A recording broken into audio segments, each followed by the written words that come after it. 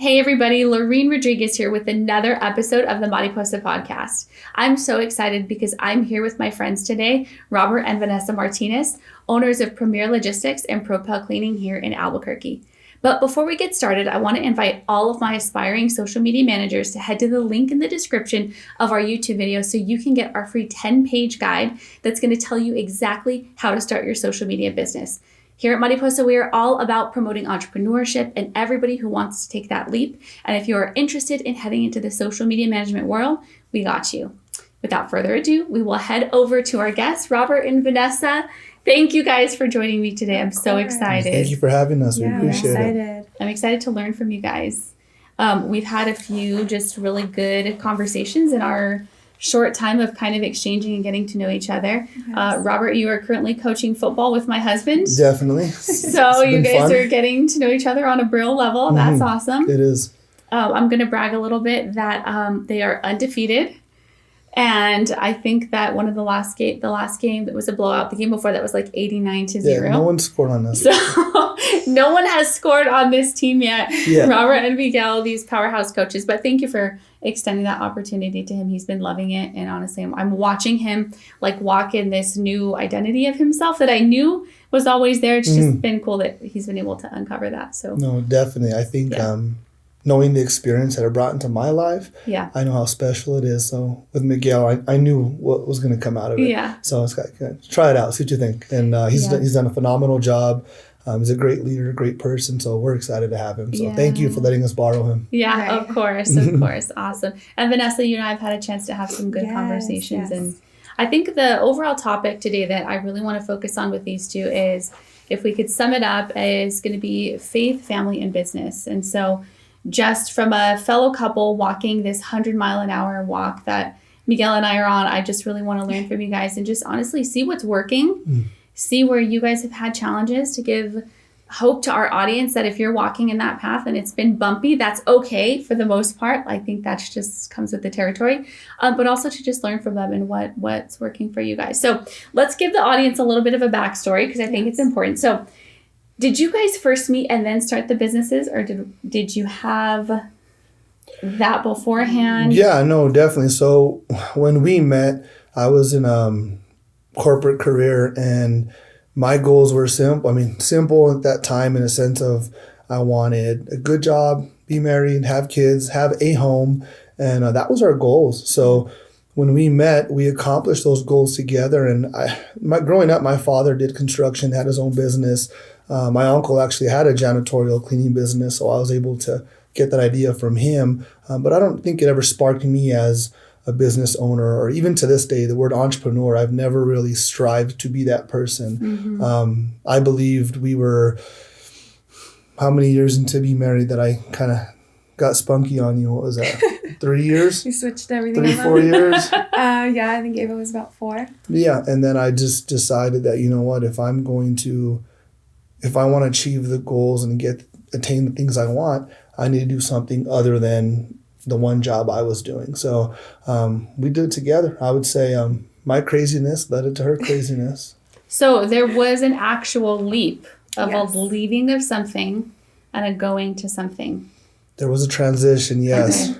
Okay. Tell us about that. And I'm trying to sum it up for the person who maybe they're in that 9-to-5. Yeah. And they're like, I have this thing and I want to do it and I've been thinking about it, and they're afraid to make that transition. He's perfect for it then. Absolutely. So now in doing the 9-to-5, I became this person that was all about fitness and reading and just self-development. In doing so, I wanted to serve the community. I wanted to help and donate to others. At that time, I didn't have the means. I didn't have the funds to do so. So I used the gym as my environment to help people out. I'd see an older man or somebody not knowing what they're doing, and my YouTube instruction said, hey, I'm a little more experienced than them, so go help them out. I help this guy out. Yeah. There was this gentleman doing curls, and he was just not doing them right. And I said, I'm going to go help this guy. White T-shirt, sweatpants, normal-looking gentleman. Helped him out, introduced myself. That day in the locker room, he goes, hey, I'm Movi Hill. I own IntelliCare, blah, blah, blah, blah, blah. Come by my office. And like some guy just trying to get me back for the duty of me helping him. Turned out to be my mentor. Went to his office, saw how beautiful his building was, showed me how he's grown his business and how he started. And that was the seed that planted me to say, you know what, I need to do something on my own. And wasn't sure what it was. I can't say I've ever been great and good at something. But I started brainstorming and thinking about it. And that led me to the cleaning business. I could keep my 9 to 5, not have to make this drastic jump of I'm going to quit, get these loans and jump into business, but I could transition it and see if it works. I was afraid, I'm not going to lie. And that's why I started cleaning, because I could do it on the off time of my daytime job. And the cool thing about it too was that, he didn't just right off the bat use our income, from our 8 to 5s, because we both did 8 to 5s. We actually worked at the same business. However, he started doing things on the side to kind of create that income for us, so that way he wasn't like, hey Vanessa, I'm going to switch everything up on you, actually, we're going to go into this. He started selling pre-workout, he started selling peanut butter, he started protein peanut butter. He started, what else did you do? My goodness, he started doing all these little side gigs to where he created a little savings account to where when it was time to start the business, he actually had all those funds. So he wasn't like, hey Vanessa, and by the way, we're going to take this out of our income. He was like, hey, I already got this. I've been saving for it. So that was neat too that he did that. Yeah, I didn't want to take from my family. We were already struggling. So to take from a struggling family and take a risk on something, I wasn't prepared for that. But she's right. I did whatever it took. Made it happen, and I came to her one day. It was after work, and she said, hey, I'm going to start a cleaning business. She's like, you don't even clean at home. I said, well, in my defense, I don't get paid to clean at home, right? So, it was hard. I'm just watching this conversation. It was wild. No, so this is legit how it happened. He was like, babe, I'm thinking about starting a business. I've created this little savings account. I'm going to get my business license. I'm going to do this. And I'm like, looking at him, he was Jim. Every morning he would get up 5:30 in the morning. We shared a car. So he would actually use his pedal bike and bike to work. So at the time, like, his fitness was everything to him. So in my head, when my husband came to me asking, or saying, I'm going to start a business, my first instinct was Jim, he's going to be a personal trainer, or he's going to open up his own gym. So when he was like, a cleaning business, I was like, really? Like, are you sure? Like, this is what you want to do? And so it was hard on my side. We, at the time, have been together for 6-7 years. And so I didn't see that side of my husband. Yeah. And at that time, I'm 6 years into a career that I've had a position that I wanted to acquire, and I got it. Right. And I got to dress up to work, and I had a company card, and I had a good salary job. So to go from that to cleaning toilets, it was a little surprising for her. Yeah. But to me, it was ambitious. To me, I look at the need, and I love service businesses. What the need is, I'll provide the need, because a lot of people don't have the work ethic, or they don't think they have the work ethic. So that was my mindset behind it, is I'm going to do something that people don't like to do. I'm going to clean. When it's dirty, I'll clean. And it wasn't really about the money at that time. It was more about, can I do it? Can I get through this? Do I really want to be this guy? Do I want to be known as the guy that cleans toilets from the guy that works at a corporation? I was fine with it. It never bothered me. So there's so many nuggets of wisdom in this. Oh, yeah. Okay. So the first thing is, for the audience, I think the biggest thing is the catalyst to him pursuing this path was because he was helping a random guy at the gym with his bicep curls. Yeah. You saw a need and you met the need. And that's interesting. Right now, that's something that our company, we're focusing on that in our internal values. See the need, meet the need. And Todd says it a lot at church. That's his thing. See the need, meet the need. But it really is just turning your eyes on to be able to look around, see a need, because you don't know what's on the other side of helping a random guy with his bicep curls at the gym. Right. So it really is, I think, a matter of the posture of heart that you carry with you as you go places.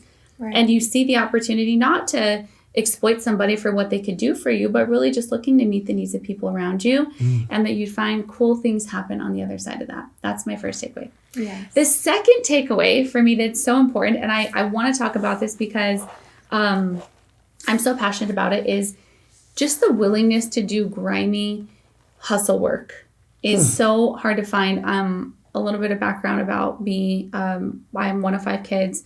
We were blessed enough to go to private school. My parents did a lot of things, but a lot of people don't understand that I cleaned offices for years to make that happen. My parents had a cleaning job. So our whole family would go and we would all be responsible for different things. And so it was actually my mom's work. She got the cleaning job at her work. So it was like, okay, I'm on recyclables. My sister would be dusting. My brother would be dumping trashes. But like we would go, and it was like a 3 times a week type of thing. So that's what paid for us to go to private school. Yeah. And so I think there's just this instilling in me that job we did it for a year. And like my family carried that job. It put my brothers through college. It put us through private school. That it's just instilled in me just this willingness to do the grimy work. Yes. And to just this heart for me that it's like, I'm never above the scrubbing of the toilets at the office. Like, and I never want to be above that. Never. And so I just am so grateful for that opportunity. Yes. And I'm trying to instill that into my children. Same. That they want that same thing. But I just think there's so much nobility in being willing to just put yourself at what would be perceived as the lowest job out there. Oh, sure. And there's so much good to come from that I think it's good for the human character. And I would love to see that come back as a trend. Let's make that a trend. Yeah, He has for a while. And I think before, when I made that decision and told people about it, I was very ambitious about it. Yeah. The responses I got, like Vanessa's response, I took it differently at that time versus how I know it is now. But she said, what was it exactly you told me? Like, I can't do it, or it's not going to work. It was again, he was my husband. So I did all the cleaning at the house. I was like, really? Like, you want to open up a cleaning business? Like, are you sure? Like, this is going to work? Like, and he felt by me saying that I didn't believe in him. And it wasn't that I didn't believe in him. Like, I knew that he was a hard worker. You know, he had multiple jobs. Like I said, he was selling peanut butter. He was selling protein. He was selling pre-workout. He was doing security jobs. You know, he would get off his 9 to 5, and then he would go into security from 9 to like 5, 6 in the morning. So I knew he was a hard worker. It was just, why that avenue? Like, I couldn't comprehend or see his perspective in it on why that avenue. And so to me, that was like, that's not who you're supposed to be, you know? Mm-hmm. And I couldn't see past it, but it didn't stop. It kept going. It motivated me. Yes, and not just Vanessa, my boss at the time at that job was like, hey, let me know when you make your first million, or, you know, good luck. And I had friends like, why didn't you start this? Or just a lot of people not understanding. And then at that time, not only did I decide to start business, but I decided at that time in my life, I was going to stop drinking, stop going out. I was going to be very isolated and just focus on myself. And by doing so, I lost friends at the moment, because all those hangouts and the barbecues, I became the weird one, the different one. And I needed that time to develop mentally, faithfully, to really lock in and decide, am I going to change who I am and change my habits, or am I going to start a business and same old habits follow me into the business? So I think she references it all the time, that when you're married to somebody, you meet different versions of them. And that was a time where I think I became a different person. And even from that time to now, I've again changed myself again. I've evolved even more. Mm-hmm. Now I've decided, okay, if I can casually drink and understand how things work and not be so black and white, you know, I like being black and white, but also understand that there's a balance. Now as I get older, I know the balance. At 28, 27, whenever I started, I didn't know the balance. So I had to go in that Batman mode kind of, and I'm glad I did. I think some people, that's a necessary step in growth. It's like, you have to go black and white until you learn discernment for the gray. Yeah. And I think a lot of that comes with wisdom, and a lot of that comes with age, and a lot of that comes with failure, and a lot of that comes with just learning those life lessons. But yeah, I hear you on that. And I think now, like, mid-30s, I just turned 35 this week. But it's just, you don't get a lot of that perspective until you are at a certain point with it.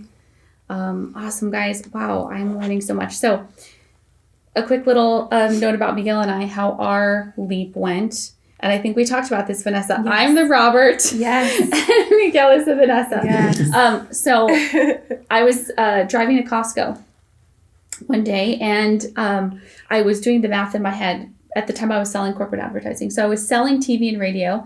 I was selling digital products, but I wasn't all the way fully immersed in social media. In fact, our company didn't have social media at all. Mm-hmm. And so when I would go visit my clients and they're like, hey, and it was all in Spanish. I was in the South Valley. So they're like, oh, tienes social? And I'm like, oh, I'm sorry, we don't offer that product. So then I like felt like I wanted to offer this product. So I'm driving to Costco one day and I'm just like doing the math. And in my mind, I'm like, okay, yeah, if I, I kind of know these guys' budgets. I know what they would commit. So like between $250 and $300 a person. If I did that for 10 accounts, well, that's doable. That's $3,000. Then I'm like doing the math. Yes. Anyway, so I get to Costco. I call Miguel. I'm like, hey, this is my moment with Miguel. I'm starting a business moment. I was like, so this is what we're going to do. We're going to start a business and I'm going to do social media management. And he's at work. He's like, what are you talking about? I'm like, well, no, and if I do this many accounts at this much, and I know I can sell it because I deal with these people all the time. And then he's like, where are you? And I was like, I'm in the parking lot at Costco. He's like, can we talk about this later? And I said, sure. But I was so fired up in that moment. I had to tell him because I knew on that drive to Costco, I was like, this is going to work. I'm going to make this work. You saw the need, yeah. I saw the need and I wanted to meet the need.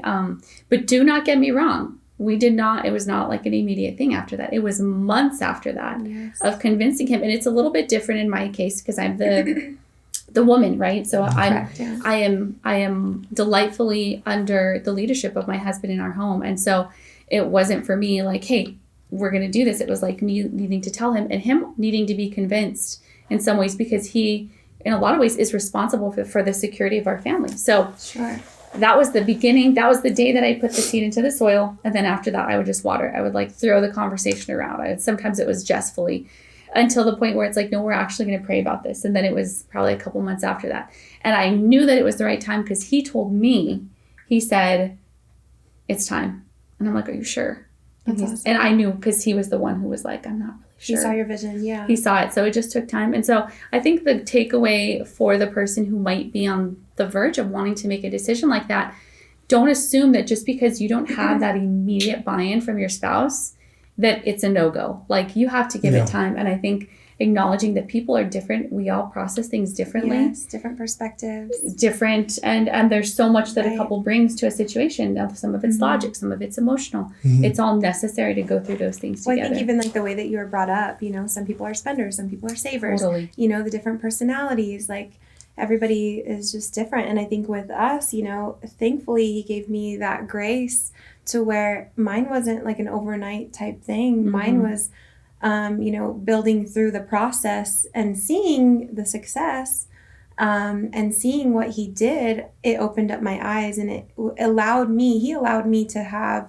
a more broad vision, because I was very basic. I was very like, okay with a 9-to-5 and being comfortable, and he allowed our family to grow, and to see a different vision. And it's really cool to see what he did with that blue bucket. And I tease him all the time because the blue bucket really is like such a cool little thing in the whole Propel cleaning side of it. But, he arranged, a house cleaning?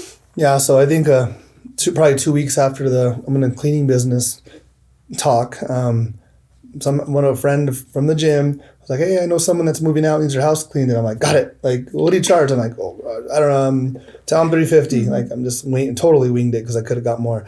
And, but I wanted to prove that I can get a job. So I landed a job. It was on a Saturday. Her family had a graduation party that day. Of course, I wanted to be there, invited. And I said, no, I'm going to clean. I'm going to start 8 a.m. I'll finish around 1 or 2. It'll be perfect.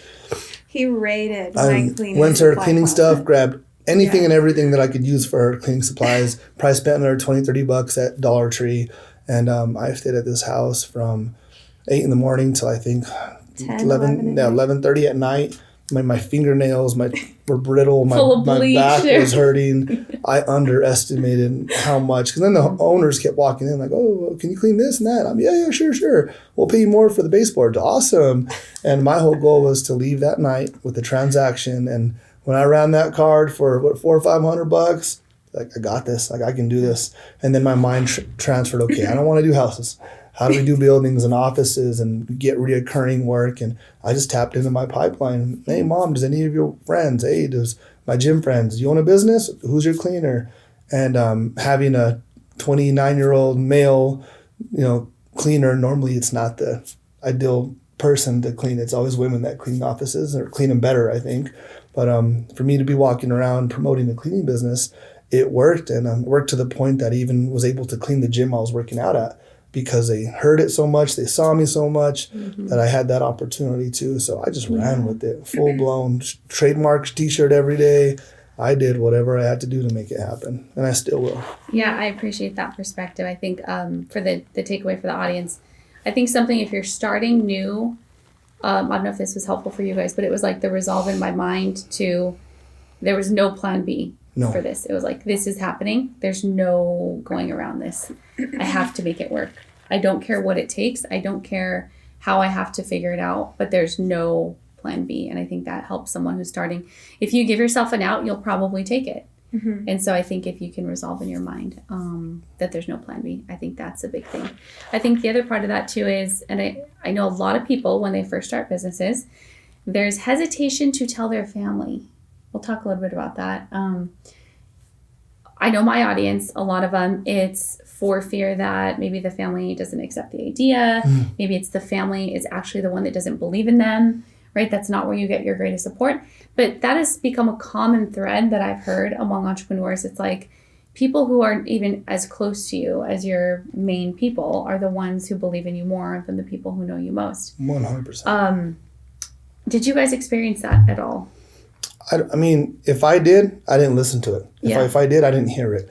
I think I was pretty bold about what I wanted to do, and I never really went to anybody to assure me if it was going to work or not. I'm sure people said things. I'm sure there was chatter, but I didn't listen. I don't know. I mean, my mom was the only person I'm really close to. My father had passed away years ago. When I spoke to my mom about it, she seemed okay with it, but she didn't. The only thing she said is, "Are you sure you want to leave a good job? Like, you have a really good job." So I think I'm okay, and she believed in me. I mean, but no, I don't know. Did anyone say anything that I don't know about? Not really. I think for him, he's always been so confident in who he is and what he brings to the table. So I feel like any negativity, just lit a fire under him even more. Even with me, with the way that I was like, really, like, cleaning, come on, like, let's do something else. I think even that kind of like really triggered him to be like, okay, like, she doesn't think I can do this. And I mean, I applaud him. Like, he showed me, he proved it. Like, we were in big businesses. I mean, we even were in the Santa Fe Mall, like, we got, I don't even know, 7-8 gigs in there. We did Victoria's Secret. Like, we cleaned Victoria's Secret. Like, that's cool, That's And like, the cool thing about him too is that, you talk about like the griminess of cleaning and stuff. Rob made it fun. Like, I'm not joking.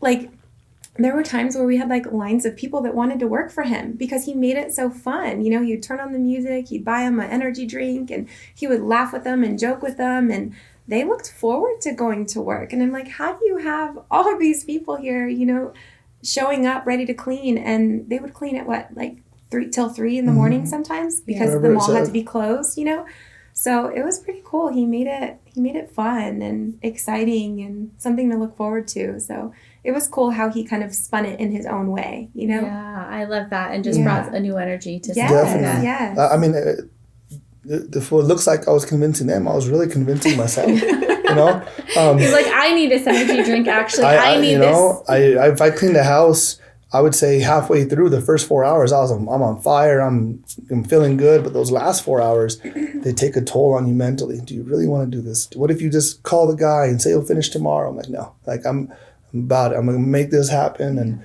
if someone calls in, they call in. If something breaks, I buy a new one. And it was mentally. That was for me. That was to keep me fired up, I think. But I'm glad that everybody had a good time too. Awesome. Well, we're going to transition now into the topic of family. Yes. I think this is a big one. So, Robert and Vanessa, I'll leave this question to you. Tell me how many kiddos, ages? So we have 2 kiddos. We have a 10-year-old girl. Her name is Ava. And Precious. Then we have, she's precious. Yes, she is sassy as can be, but we love her to death. And then we also have a 4-year-old little boy. His name is Isaiah. Awesome. Yes. 4-year-old. Yeah, I have a spicy little 4-year-old too, so we need to get those two together one of these days. Oh my goodness. Awesome. We're in for it for sure. I know, aren't we? Well, here's where I think that things can get a little bit challenging is family-owned businesses that also have kiddos. And I know that Miguel and I have experienced this. We currently experience this often of just finding the balance of how to keep everything in line. And it's hard, you guys. I'm sure you share this sentiment. Oh my gosh. To like have a successful, thriving family, a successful, thriving business, to keep our relationship with God at the forefront of all of it, to have like potentially a social life, right? Take care of our health, go to the gym. Like it just sometimes feels like there's not enough hours in the day. But if you guys had to pick, like what are some of the main things for you practically that just have worked in your walk of trying to manage all of these demands at once as a couple? Well, I think for me, the mistake I made is in my head thought I could, if I work, I can clock out at home. If I clean all day, you take care of the kids or whatever it is. I think the mentality of clocking out hurts you because that's the time you need to pour into your family, your wife, whatever it is at that time. So for me personally, I realized I can't clock out. I can transition my mindset into being, not maybe I can't, build a porch when I get off of work, but I can do some things that I'm still impactful in my family and my kids' lives, whether it's reading a book with my kids, if it's playing with them, singing songs in the car. Vanessa and I, if it's conversations about some of her friends, some things that they talked about during the day. I learned that staying in the game and utilizing the time in the day has helped my family and keep them close to me and not being so distant. There was a time where it was me coming and going and her and the kids. And I felt like I've been better at bridging that gap based off of just staying in the game. To keep all of these things that you're balancing, how one thing you do to try to hold it all up?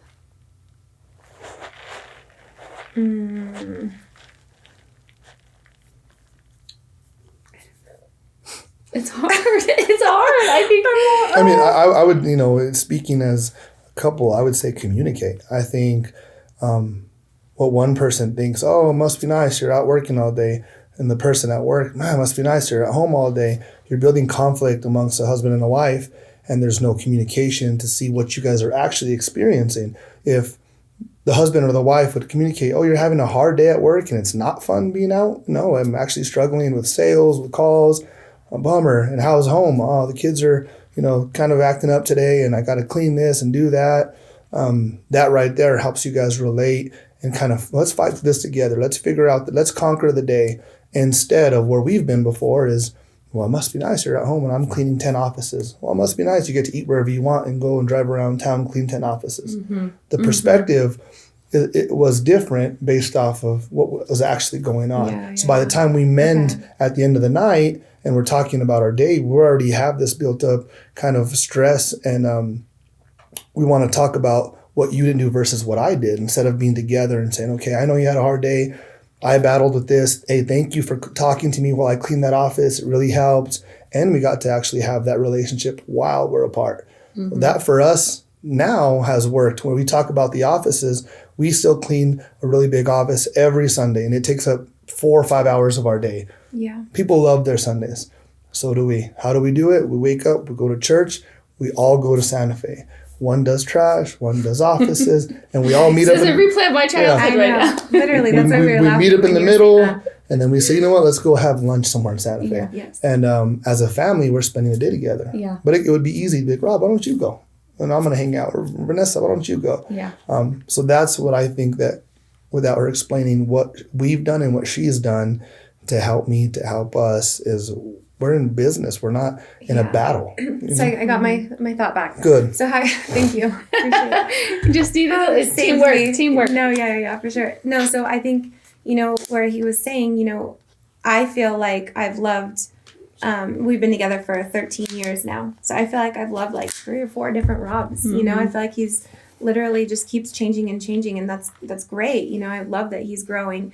But at first, you know, the first change, I was like, wait a second, what are you doing with my husband? Where are you going? You know, now I'm on that track of like, okay, you know, he's molding himself and he's growing. And so now I'm on board with him. So I think to answer your question, it would be more of like, I feel like now we have the same vision. Now we have more of the same goals. Now we, you know, even like how he said when we go to Santa Fe, like we'll catch ourselves listening to Todd, you know, church on the way down there if we miss it. We'll be listening to Inky Johnson together. We have like a couple little podcasts and things like that we share together, you know, to where we're growing and we're constantly reading new books, doing new things. So I think at first, you know, his perspective and mine were completely different on the business side of it. Now he comes to me and he's like, I think I want to do this. And I'm like, let's do it. Yeah. You know, because why? Because he basically proved himself, you know, he showed me a different avenue. Like we don't always have to be products of like where we came from. You know, we can be the architect, and he's completely showed me that. Like, I don't have to be a 9-to-5er that just comes home and is comfortable in my, you know, cookie cutter home and, you know, just goes on one vacation a year. Like he's showed me that we can have more, you know, and the sky's the limit. And it's just so cool to see that, and you know what he's built for our family. It's cool to give. So sweet. That's really yeah. Well, it's been fun, and I think when you think 9-to-5 and business owner, everybody always equals that to how much money you make. Mm-hmm. In reality, I'm gonna talk about myself. When I was a 9-to-5er in the beginning stages, I was so worried about just myself. My paycheck, I would check my account, my utilities. I was checking every 10 minutes of the day, just making sure I'm aligned as myself, meaning I'm not serving anybody. I'm a 9-to-5er that cares about me. When's my next raise? When am I going to get my bonus? The difference between my 9-to-5 experience and my business experience is I'm thinking, how can I serve? How can I help? How can I do things that I don't need to make money for? I'm chasing a dream, not money. The money actually comes when you put the time in. Mm-hmm. And I had to understand that just at like the beginning days. Fake trainer walking around the gym, that leadership went a long way. And to this day, I still have a relationship with people that I met then that still think of me as that person. So just like football coach, like trainer, what other title that's non-monetized that I do, those things I take more pride in than I probably do my business, because I know the blessings that come with serving people. And I just think it's a mindset. It's not a money thing. It's a mindset. It's a posture. Yeah. It's a way to carry It is. yourself. Absolutely. Yeah, I think the biggest takeaway that Miguel and I kind of mirror this as well is when we see each other as we're on the same team. Yeah. And this is cheesy, okay, but we're Team Rodriguez. We have this little like 1, 2, 3 family. Our kids love to do it, but like that. When we're on the same team and we're anchored in the same things, we're going toward the same goals.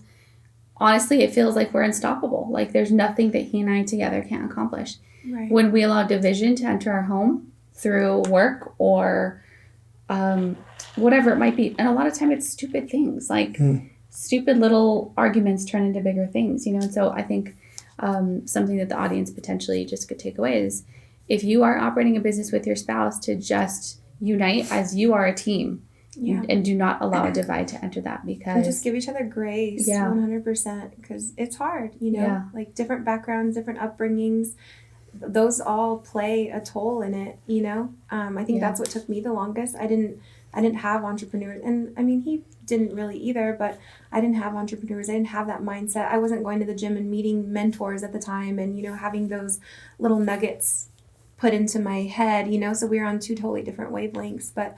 you know, it's cool now to see us unified and that vision came to life, and, you know, now he's just on a roll. Yeah. I say you together you guys definitely are just faithful people walking in the path God set for you, and honestly an inspiration to us. And so, you know, we're just grateful to know that there's other people who are kind of walking the crazy balance of family and marriage and business. And right. I think I saw a quote the other day that like 22% of people like either met in a workplace or work together. So it's like there's not a lot of us, you know, and I'm sure there's a reason why. It's hard. It's hard work. It is. Marriage in general is already hard. Owning a business is already hard. And then to put those together, oh my goodness. Yeah, it is. And your business is kind of like your other child, your other children. Yeah. Yes. And you got to be organized. You have to be organized. Yes. Whatever your organized is, you got to be organized. Because ours isn't, the computer and spreadsheets and this. Ours is my gray notebook, and I literally write down from Monday, 6 a.m. to Friday, midnight, what we're doing. And to me, that just helps. That helps us. She knows what I'm doing. We know what's going on. We know what we have to do. And it's just been something that we've built in our lives, and I'm thankful for it. Yeah. So I think for the audience, come up with your systems, your routines, your rhythms for your family. Always see yourselves as a unified team and chase the same visions together. And it's going to take time to do that. That's not going to be an overnight thing. Sometimes it might take years, but don't give up on each other. Right. And give each other space to grow and space to learn each other.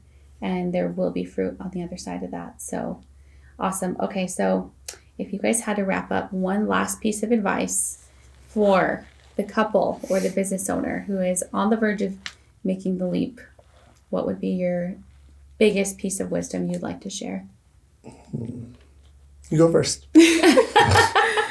I think, I just finished reading that Atomic Habit book, and that one little nugget of like 1% better every single day, that does it for me. Because to me, that's that one push-up like is better than no push-up. That blue cleaning bucket is better than no gig, no job, no $500 extra in your account.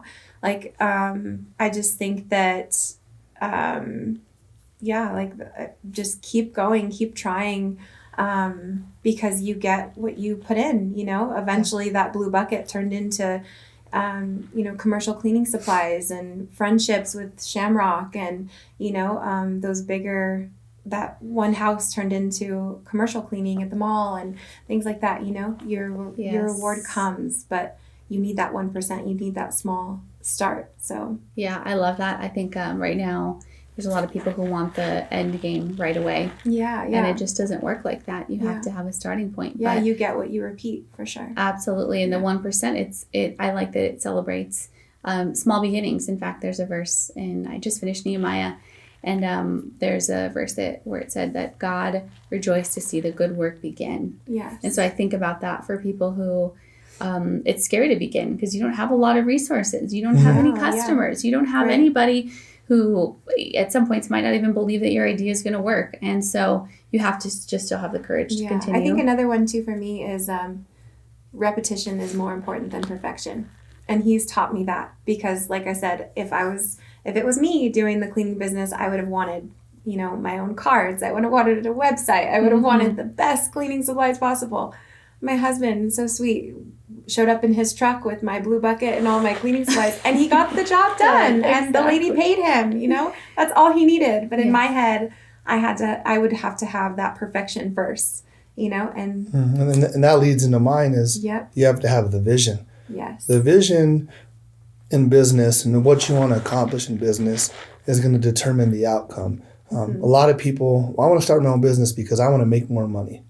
I have relationship issues. If I had more money, I could solve those. My kids don't act the way I'd like them to, but if I could put them in a better school, and if I had more money, and you're chasing money into a business, and you're going to get these loans and put them into this business because you want to get rich fast as you can, and think about the life changes that are going to happen in that small amount of time. Let's say you get rich in 2 years. Are you going to adapt to that? You're going from a lifestyle that you're used to, a salary, to going into a 1099 employee, and it's a life-changing moment. So if I had to say it, the first quote I ever heard that stuck with me is, do you want to live an ordinary life or an extraordinary life? First time I heard it, I thought poor and rich. And now that I'm older, it's not what it means. Ordinary is doing the basics. Extraordinary is doing what it takes to get your family there, your wife there, your kids there, your friends there, the people in your community there. So for me, I would say before you make that jump, or if you're in the transition of it, have the vision of what you're going to do. If you say, hey, let's start this business to make a lot of money. What if you make $10 million? Are you going to handle it? Are you going to be fruitful of it? Are you going to be around to enjoy that money? How's your health? How are your habits? Are you and your husband going to remain together with that $10 million? Those are things that people don't think about because they're in the pursuit of the money. If I could go back and revision my plan and say, Rob, why are you starting? I would change my dynamics of why, because I chased contracts and jobs, and I didn't really care at that time to maintain everything else along with it. So I've spent some years having to make up, and now I balance, and I'll lose money to have opportunities like this, to do certain things, to take off and go eat somewhere with the kids and my wife. Like, it's just having the right vision and the mentality, because if you get that money and you can't handle it, it's going to leave, and then it's even worse. I'd rather not have it than have it, lose it, and not get it back. Absolutely. Yeah, I think the carry-off wisdom with that is for the person starting, understanding and almost embracing and welcoming that there's a process naturally that every person must progress and go through to get to the level where they want to be. Because if you start day one and you want to be at results at year 10, you don't have the character, the fortitude, the tenacity, like all the things that are built through falling and getting up, that would give you the wisdom of how to spend $10 million. Yes. You know, like there's so much that has to happen in the gritty process of all of it. And so I think also the person who might be starting, if you can welcome that process earlier, like one of the ways I see it is when we face a challenge, I think of it is, can I get past this quickly? Because that is a telltale sign to me, I'm ready to level up. If this is something that will take me out, I'm like, I'm not ready for the big operation I want, right? If the inoperable AC is going to throw me off, am I ready to manage the 9-acre property that I want to be able to have? I'm clearly not ready for that. If that's going to be the thing that's going to frustrate me, So it is, for me, it's like everything's a little test, and I welcome the challenge because I know, okay, to get past this one, I level up to the next thing. And it is a matter of welcoming that there's a process and not wanting the results without the work. When we embrace that there's going to be the work, I think that's where it all lines up. And I think even what's the one that I had you write on the board for 2 years, comparison is the thief of joy. Absolutely. I love that, because not only for business owners, but for people, we always ask people, what do you do and how old are you? Because what are we doing? We're trying to measure where you're at and where we're at in life. And where I was at when you were that age. Right. And the younger generation will look at us or look at me in the gym, man, you're rich, you got it made. And I'm like, no.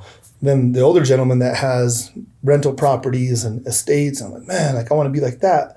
And you find yourself comparing. And that's why when people ask me now, we go to parties and stuff, and hey man, what do you do? I said, I'm a football coach. I'm a really good football coach. And they're like, okay, like military, cop. And I'm like, no, I'm just a really football coach. Yeah.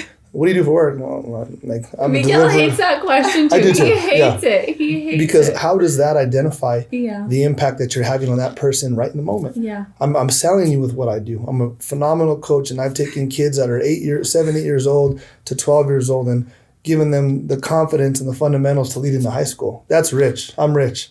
And a lot of people get thrown off by that. But I end up being the person they keep wanting to talk to, because there has to be more to it if that's what I'm bragging about. So to me, that don't compare yourself to anybody. There's no time with anyone or where you're at relationship-wise, business-wise, what car you drive, what house you live in. We're willing to do whatever it takes to let God open the doors for us. I mean, we sold our house without having a home to live in. We have faith. We understand that it's all going to work out. And Amen. That's how I truly believe. On the flip side, though, of comparison, like, be sure that you remember, like, those hard moments and, like, do your vision boards and things like that, because, like, it's so cool to look back on. He has, 3 or 4 vision boards in the garage, and it's so cool to see those visions come to life, I believe he had, like, a box truck, like when we just had the cleaning company, and he had a box truck on there. He had a backyard, and like those visions just slowly come to life. So it's cool to look back, not compare, but to see the growth in it too, And to see God's little fingerprints throughout the whole. Oh, yeah, because I never chased the board. Check mark, I just chased, what God was telling me to do. And even why did you start a delivery business? Well, the same way I started a cleaning business. I just kind of fell into it. Like, I never really have a passion to deliver or to clean. I just realized I'm a good leader. I can manage. I'm very good at problem solving. You saw the need, yeah. I saw the need. COVID, good And COVID. COVID didn't break me. COVID, I became strong. I mean, I worked out, had my own gym. I could work out. I focused. I did whatever it took, and I came out of it stronger. So, just really want to make sure that people understand that there's no perfect way. I posted something today that says, "You're not the GOAT if you haven't lost it all and gained it back." A lot of people want to brag about the rise of a business. When you start, you should rise because there's nothing in your way to go up. The moment things get in the way and you fall and down and up, we've fallen. I mean, I've negative bank accounts, and I said, okay, I have a plan. We're going to sell the house, and I got to have a wife that believes in me, kids that believe in me, because when that happens, what's the result going to be? And that's where I'm at right now, and I'm very, very faithful and very trusting in the process, and whatever comes out of it. If it's another business, a different business, I'm here. Use me. More kids to coach. Let's do it. Awesome. Well, thank you guys so much, and just know that Miguel and I just cheering for you guys, and may God bless you in all your pursuits and endeavors. And we want to see you win. We want to see people from New Mexico just create brand new concepts and just absolutely thrive and take their businesses as far and wide as God will allow it. So I'm grateful for your wisdom you guys shared today. Thank you for sharing your story. It's so interesting to hear how it all started. Oh, it's funny. If anybody wanted to support your business or they wanted to follow you online, is there a place that they could find you if they wanted to support you in any way? What would be the best way? On the business side, everything's kind of done on the back end of it, on the commercial side. Personally, we both have our Instagrams that we can post in the link and stuff. Pretty motivational. Everything we post is kind of encouraging to people. So I feel like I've impacted a lot of people without even knowing it by things I post. Yeah. So maybe that's the way. But I'd promote ourselves, and I'd promote serving the community. That'd be my number one promotion right now. Perfect. Yeah. Well, you will find the links to their Instagram in the description here. And guys, I can't wait to have you back for another episode in a few years to hear about the empire you brought, all starting with the Blue Bucket. The Blue Bucket. If you stuck with us this far, we're so grateful. Thank you so much for joining us on this episode of the Mariposa Podcast. Make sure that you find us online, Instagram, Facebook, Mariposa Marketing Stuff, or Mariposa University. Until next time, thanks everybody. Thank you guys. Appreciate it. Thanks. Blessed to have you.